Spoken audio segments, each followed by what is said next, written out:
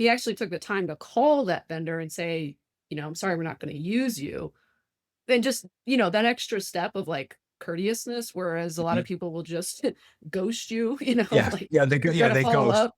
Yeah. Yeah, I'm just not gonna call you back. Yeah, so just taking that time, that extra, that courtesy and that class and that Mhm. respect for that person. Yep. Yeah, I think that's important. Um, which leads right into my next question, and I'm sure I know what you're gonna say, but this is for everybody watching.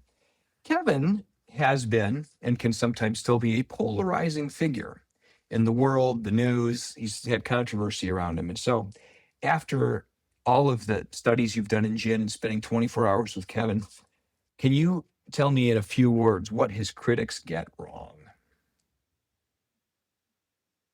I just think people are quick to believe the hype and lies that are across the internet without actually doing any kind of research. Mhm. And it's kind of hard to picture what they're perceiving him as because I just got so much value from his Mhm. content.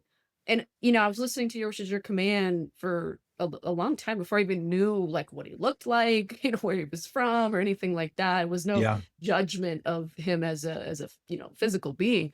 And then I remember just kind of thinking, okay, well, I've listened to the audios and I've had things work in my life.